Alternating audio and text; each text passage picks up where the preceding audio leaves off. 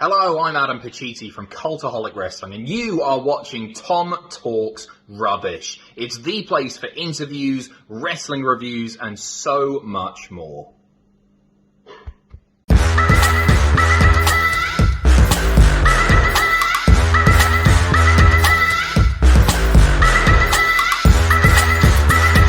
Make sure you subscribe to Tom Talks Rubbish. I highly recommend you subscribe here first.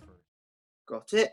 What's going on, guys? It's your boy, Tom Talks Rubbish, and today I'm back with another interview. This time, I'm joined by comedian Flash Kirby. So welcome to the show, Flash. Thanks for having me. I want to start at the beginning. Where did your love for comedy come from then? Well, probably about 25, 30 years ago, my cousin Tina was going out with a comic called Adja Brown, and he was doing... Okay. Yeah, Adja Brown, really good act, still going now, and he was on stage, and he got me up. I was I must have been about 6 or 7, and he did. Have you ever seen one of those tricks where they hand you the magic box, and then as soon as they hand it to you, it falls to pieces? You ever seen that? No. So he hands me the box, it falls to pieces. I burst into tears on stage, like a right little loser, and. And that was it. I was hooked. And after he explained to me that the box was meant to break, and I got it and was like, right, I get it. Okay. So, obviously, if we take it back a little bit further, for those of the people that don't know, what is your act then in terms of comedy? Well, that's a good one. It's a good question. I would say it's very loosely scripted. Silliness, really. So yeah, it's a double act. Obviously, Jax couldn't make the meeting today. But yeah, we're an old school double act, I suppose, but kind of tried to make it a little bit more modern and still working today. I guess kind of very much your little and large, your cannon and ball kind of theme. Yeah. That's kind of what I would say we are. As someone that had the chance to see your show live it would have been about a year ago now. Yeah, I think probably more. It was at Wheelie Bridge, wasn't it? Yeah. Yeah, I remember. I'm happy you remembered that. I'm not going to lie. Yeah, so I saw you live, and from someone's perspective, it seems like you play the straight man more than anything, don't you? Yeah, I do. Yeah, that's right. So So like your partner will say a joke and you'll sort of respond to it almost? Yeah, that's exactly what it is. That's exactly how it works, really. I mean, it is 95% of it is scripted, so it is a pre-written show. So was my next question, actually. Yeah. So not often does he say anything that shocks me, but occasionally we'll throw something in there, and yeah. So, like, does your show cater mainly to adults or mainly to kids? I prefer working to adults, but with the current situation of kids being in every single venue, you've got to take that into consideration. So, do you because I've only done a little bit of on-stage stuff. So, do you know in advance if it's a kid-friendly show or an adult-friendly show? I would probably say that we always plan for the family venue most of the time. We've only got maybe 3 or 4 venues out there at the moment that use us that are predominantly just adult only. There's only maybe 3, 4. There are others out there, but they're obviously not currently booking us. Yeah. So the way that I'd describe your humour, and please correct me if I'm wrong, it's sort of kid-friendly, but there'll be certain jokes that if it's a wink and a nudge and the adults will understand. Kid-friendly smut. Essentially, yeah. So one of the jokes that I remember was your partner said something like, he was making a pass at a woman in the audience, I think. Right. And you were like, you can't do that. It's before 10 o'clock. Yeah. So you guys used to go in on late at the end venue then? So Sorry, the end act, not the end venue. No, it's all changed a bit, really. So years ago, everyone put their acts on at 10 o'clock. So it gave you a bit more kind of scope of how cheeky. We don't want to be rude. I've got no massive desire to be constantly swearing through it or anything like that. But we used to go on at 10 o'clock. What I find is me telling Adam off is almost like a tool so that people don't make complaints about us. I know what he's going to say. I know what he's going to say to the lady. But at least if I'm telling him off, some people don't feel the need to complain about us after. Yeah, I get what you mean. So if we take this back a little bit further, you said that the act on stage is what got you into wanting to do comedy.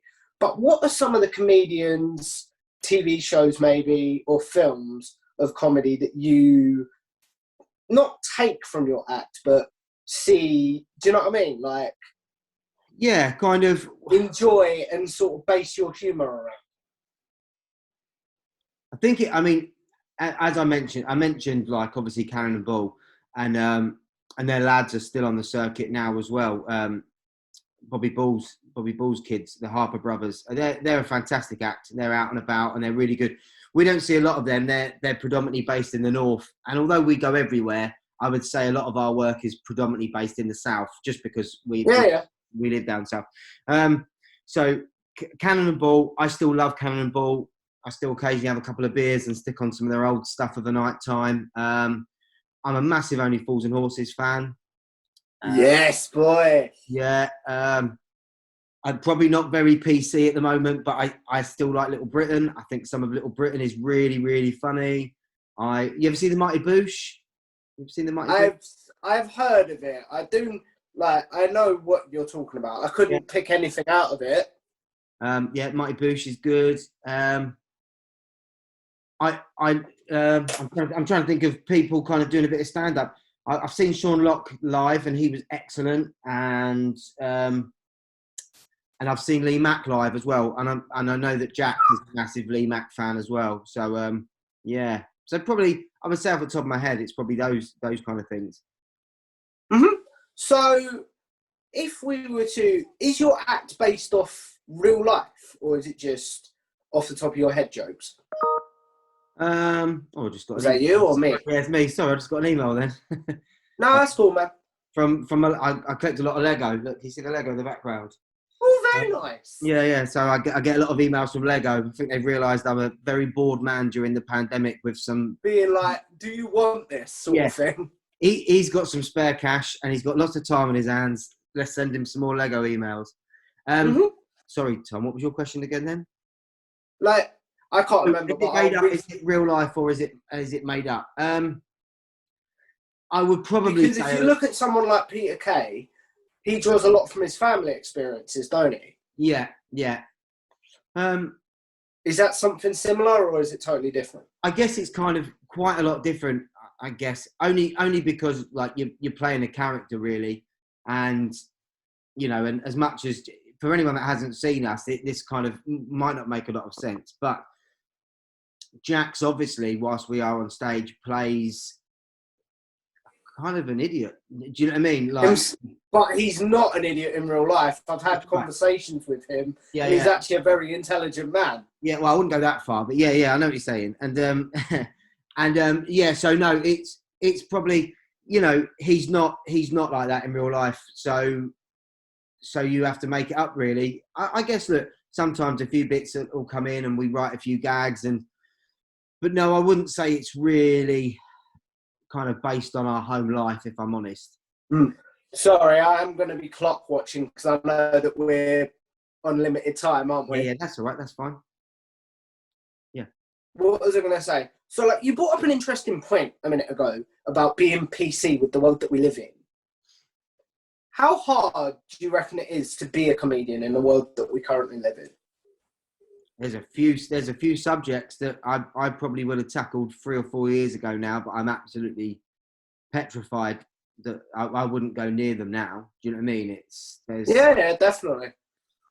I remember, God, 15 years ago now, we were at a venue called Kesselham Beach in Lowestoft. It's a really nice venue, and we did. we do a little bit about we take the mickey out of some old people, and somebody complained about us being ageist. Really? Yeah, something like. And we've had complaints. We've had a complaint about Teletubby joke. So Teletubby joke. Oh yeah, I remember that one actually. Do you want me to tell it, or is it too rude for what you? It's not rude. No, go on. Like anything I'm not comfortable with, it'll be. Do you know what I mean? Okay. I've cool. got an editor, so I'll watch this back and we'll see. Sort of thing. All right. So basically, the gag was, what do you call a Teletubby with his finger up his bottom? Stinky Pinky. Oh yeah. I remember now. Yeah. And I don't remember the answer, but yeah, Stinky Pinky. yeah, I remember. Yeah, and we got a complaint about that, saying it was disgusting that there was kids in the room, and we're like, well, we need kids in the room. No one else knows who the Teletubbies are. Yeah, I know. So, But it must be tricky to like. So, do you ever change up your act midway through? Like. Yeah, we do. Like. Sorry, continue. No, sorry, mate. I'm taking over. I do like the sound of my own voice. It's very annoying. My wife tells me all the time. No. Continue, because that's one thing I've got to learn as an interviewer. I've had comments of you need to stop interrupting people when they're talking. Okay. Yeah. So we will change it up midway through if we think I'm lucky to say that it doesn't happen very often. But if I think we're dying and people aren't with us, we literally kind of. I'll give Adam a look. This isn't working, mate. And then we have to change it up. We either bring some of the kids' stuff forward a little bit, or we end up singing a lot of kind of party songs just to kind of sounds terrible, but just to get it over with. But as I say, that luckily doesn't happen to us very often. It's kind of because I was going to say the show that I saw about a year ago, the crowd was laughing the entire way through. Yeah, we're very lucky. We're very lucky, and there's not a great deal of comedy double acts out there at the moment either. So kind of, we are. It's nice to have competition, but it's also kind of. It's nice to have the field open for yourself, sort of. Yeah, a little bit. Yeah. So, we talked about not bombing on stage, but like, what is some of the like, if you know. And do you have like written bits of paper with you on stage, or is it all from memory? No, it's all from memory. Yeah. So like, because how long have you and Adam been working together? We've been working together. I've got to do the maths now. Sorry, man. That's all right. We met 2001. So 20 years. 20 years we've been together now. 22 years. 20 years this year. 20 years this year, yeah. So we didn't go straight into this. We were Haven mates together up in North Wales. Mm-hmm. That's how we met, and then we went our different ways. Always kept in contact. And then about 3 years after that, we ended up working together in Wales at a big park called Treco Bay. And then we wrote the act, or kind of what was the start of the act. So, yeah. Because like I couldn't do so. How do you prepare to go on stage? I'll put it that way. Do you have like a ritual to get yourself into? Because you say it's character for Adam. Do you have like a ritual to get yourself in characters? No, not massively. Look, I make no secret of it. We both enjoy beer. We like a couple of beers before we go on stage. Just to, oh, really? Yeah, just to chill us out a little bit. But if Adam isn't but I struggle in big venues. So big venues make me a bit nervous, and tiny venues make him quite nervous. So that's, if you're in a venue that you're not quite sure of, there is a bit more pacing, and Adam retches a lot, you know. Like, oh, really? Yeah. He's a bit of a retcher, but he's never sick, but he does retch a little bit. No, I know what you mean. But no, I wouldn't say we've got. You know, we have been doing it a long time, but we still get nervous. Like we still like Devon Cliffs for Haven. that is a petrifying venue, no matter how many times you do it. I think it seats like 2,000 people when you really do know you're about to go on.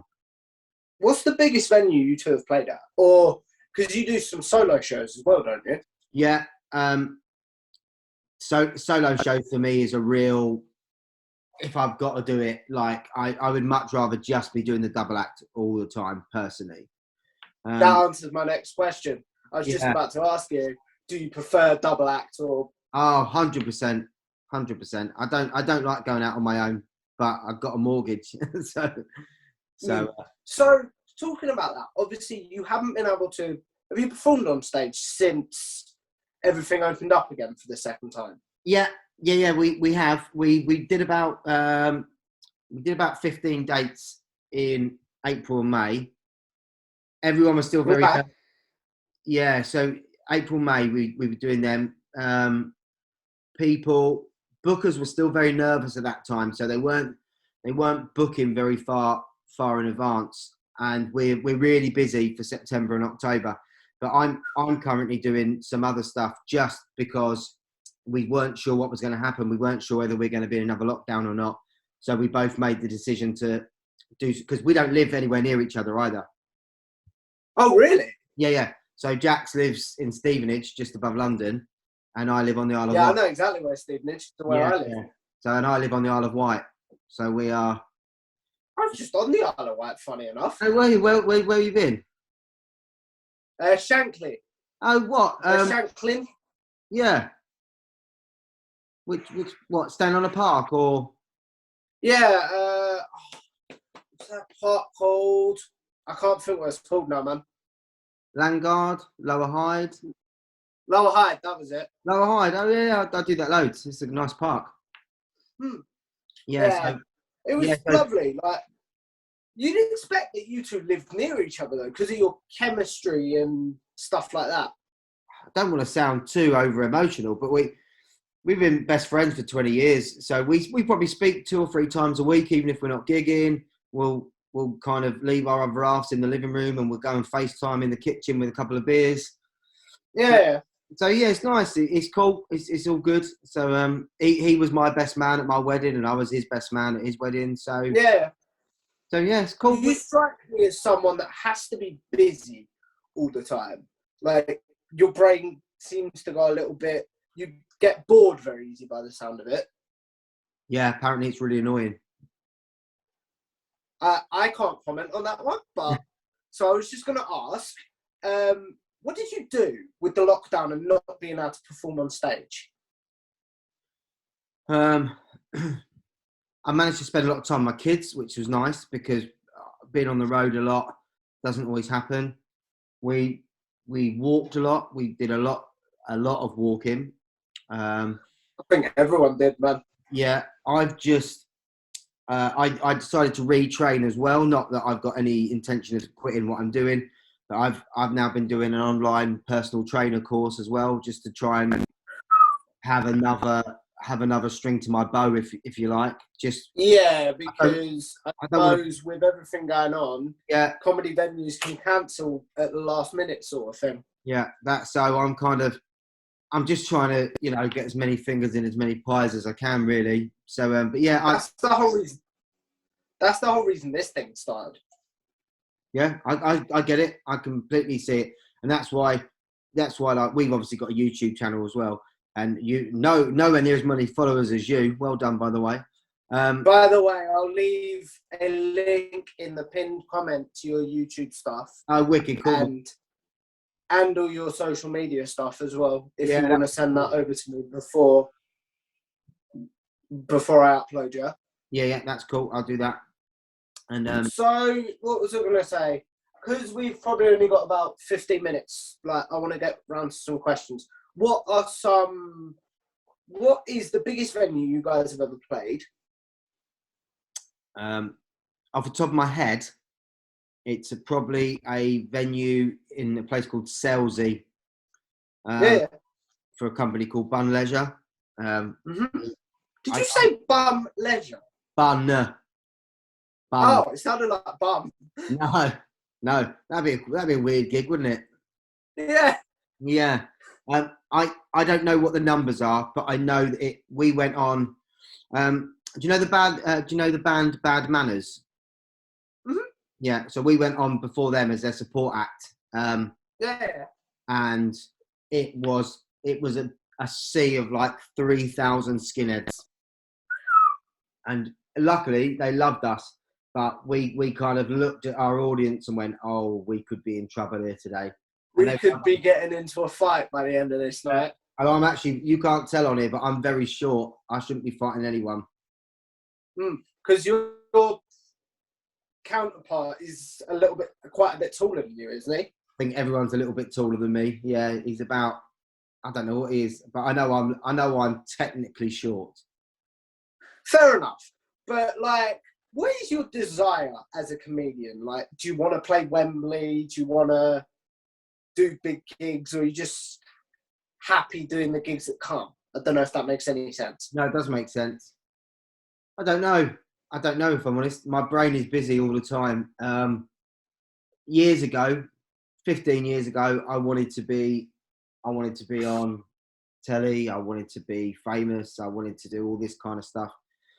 And now, as I've got older, I've just moved house. It's allowed me to buy a much bigger house than I had before. I'm spending a bit of time with my kids. I think my opinion of successful. What's important? Yeah. My opinion of what's successful has changed. 15, 16 years ago, being on telly would have been, in my opinion, successful. And now, always having work in the diary, getting time to sit out in my garden, take my kids to football training. Both my girls play football, so take my kids to football training. That's kind of what I want now, really. As long as I've got enough gigs and people are still laughing, and I know Adam feels the same. We're both slowing down a bit compared to what we used to do. What is the maximum gigs you've done in a week then? Oh, look, when we were going 10 years ago, we would do like 13, 14 gigs in a row, and then we would. I'm sorry, what? Yeah, you do about 14 nights in a row, then take 2 days off, then do another 10, then do another 2. But in those days, we weren't getting paid as much. We were a brand new act. No one really knew who we were. So you had to get your name out there. You had to pay the bills. Now it's a little bit more. We've been going 20 years. Our reputation's pretty good. They go, can you go here? And we go, no, we can't. Sorry, it doesn't suit our week. So that's. Oh, have you got to that point now where you're turning gigs down then? Yeah, we have actually, which is quite nice. Look, we don't turn down many, but years ago, people used to kind of go, oh, I've got some really good gigs for you. We're going to send you to Cornwall, and then we're going to send you up to the Lake District, like the next night. And you'd go, oh, yes, thank you so much for the work. And now we're like, you don't want to go. The travel of that. Yeah. But years ago, we used to say yes because you wanted the work and you wanted the reputation. And now we kind of go, look, yeah, we'll take the work, but you need to find us something in that area for the next day. Else it's just not worth us taking it. Yeah, because you're both family men now. So you've realised that things are important. Like, okay, so what is your favourite joke to tell? Oh. Is that like asking you your favourite kid? I don't know. Is that like asking you your favourite kid or something? Oh, no, I know which one of them is my favourite. I'm turned off. Whichever one is compatible for a kidney transplant, that's my favourite. Fair enough.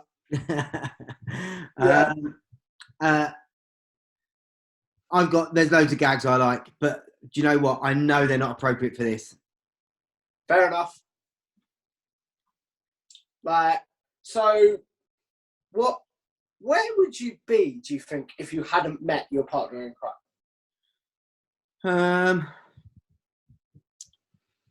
I don't know. We took a small break when our kids started coming along, just because we wanted to be nearer to home, and I went back. Yeah. And I went back to being an events manager for a while. What? Sorry, the internet cut out a little bit there. Sorry. I went back to being an entertainment manager for a little while. Okay. And I liked it. It was fine. Funny enough, it was like I managed Lower Hyde and Landguard. So Yeah. So, and I enjoyed that. I think there gets to a point where I just felt a bit too old to be doing that, really. Fair enough. So I don't know, but that's definitely the route I probably would have carried on going down, I think. So we'll wrap this up in a bit because I don't just want the feed just to cut out on us. Do you know what I mean? Yeah. So, like, we've talked about what you do to get hyped up on stage. What do you do to calm down after a show? I won't lie, I often come off exhausted. Like there's not much of a calm down routine for me personally. I literally, if it's been a little bit tough, excuse me, or it's been like really, really busy, I can actually come off and feel myself almost go, do you know what I mean? Really? Yeah, I can. You think that the adrenaline would be pumping and what have you? I think kind of towards the end, like because we always finish up on a song. I think maybe that kind of the song, it feels like it's finished there once you got to that song, and then maybe throughout that 4 minutes of the song, I think that's probably when I go, and relax, we're finished. Do you know what I mean? Mm-hmm. So, but the amount of videos that Adam's got of me falling asleep on a sofa with a can of beer in my hand that gets shared around our WhatsApp groups, it's so annoying. Literally, I sit down. We used to watch a lot of Challenge TV, you know, like Bullseye and all that kind of stuff. Yeah, like Yeah. I'm trying to think what would have been on Challenge. Like, I don't know why this popped in my head, but Golden Balls. Yes, yeah. We haven't watched a lot of Golden Balls, but yes, that is on there. I don't know why that popped into my head. Quite a random one as well. I know. Anyway. Who Wants to Be a Millionaire? That's another good one on there. Yeah. So would you say that, because I know for me, wrapping up my YouTube channel would be if I stopped enjoying it. Would you stop comedianing? I don't know if that's performing. That's the word I was looking for. If you stopped enjoying it. Yeah, I think I would. I can't see that happening anytime soon, for me personally, because I do still like it. You know, like the buzz of a good gig is much better than the pain of a bad gig. Mm-hmm. Yeah. So just to wrap this up, we talked about your ultimate goal as a comedian, but like, where do you want Flash and Jacks or even your solo shows to be in 5 years or so? I'd still like to be doing Flash and Jacks in 5 years' time. I know that Adam feels the same as well. I think kind of with a little bit more power to say yes and no to gigs. Maybe, I don't know. It's very difficult because, you know, you could have asked me this 3 years ago and none of us would have known what was coming because of the pandemic. I think with it being such a seasonal kind of job, I try not to look too far ahead, really. But all I know is I want to keep doing it. Look, I'm not gonna lie. The money's really good, and don't get me wrong, I don't live in a mansion. My house is not huge, but it's decent, and it's and you know I want to keep doing that because that gives me that kind of lifestyle. But I also enjoy it as well. So it's yeah. Yes. I think that's a beautiful way to end it, if I'm honest, man. Cool. All right, man. Well, look, thanks for that. I enjoyed it, actually. Yeah, I really appreciate that. That's all right. It's no worries. So if you just want to say that again. It's no worries, mate. It's no worries. Thank you very much. Right, guys. I will see you in the next video. Please make sure you like, share, and subscribe. Make sure you check out Flash and Jack's comedy shows, either on their YouTube channel or I should have asked you this beforehand. Do you guys have a website with like your tour dates and stuff?